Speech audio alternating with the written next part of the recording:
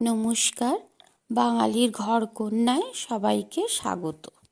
আজকে আমি আমের মরশুমের দারুণ স্বাদের একটা রেসিপি ম্যাঙ্গো কেক বানাবো। তার জন্য এখানে আমি দুটো মাঝারি সাইজের আমকে ভালো করে পাল্পটা বার করে নিয়ে একটা বড় মিক্সিং বোলের মধ্যে দিয়ে দিলাম। এবার এতে দিচ্ছি বড় বাটির 1 বাটির থেকে একটু কম চিনি, ছোট বাটির 1 বাটি সুজি, আর ঘরে পাতা টক দই এখানে বড় চামচের 5 চামচ মতো আছে। এবার এতে আমি অল্প একটু দুধ দিলাম, ছোট কাপের 1 কাপ মতো হবে, আর 1 কাপ পরিমাণ দিয়েছি রান্নার রেগুলার তেল, রিফাইন অয়েল দিয়েছি।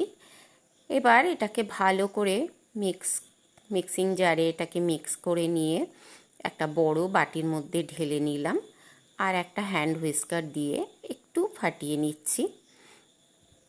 এবার 1 বাটি পরিমাণ ময়দা অল্প অল্প করে দিয়ে ভালো করে মিক্স করে নেব।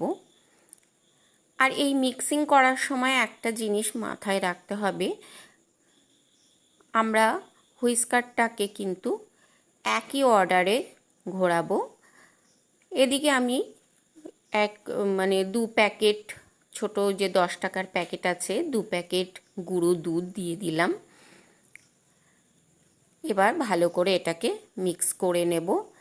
যেহেতু আমি মিক্সিতে একটা পেস্ট বানিয়ে নিয়েছি, যার জন্য কিন্তু এখানে খুব একটা মিক্স করবার দরকার হবে না। এবার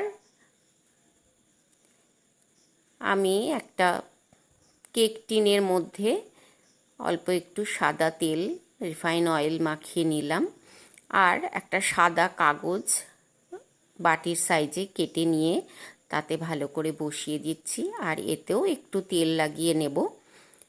আমার কাছে বাটার পেপার নেই, আমি এইভাবেই করি। আপনারাও বাটার পেপার না থাকলে এভাবেই করতে পারেন।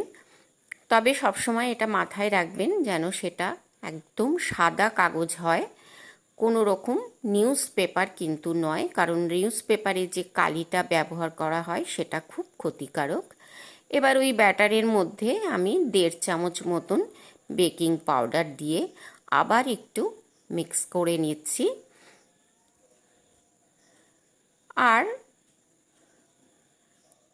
কনসিস্টেন্সিটা কিন্তু এরকম হবে। এবার এই ব্যাটারটাকে আমি একটু ওপর থেকে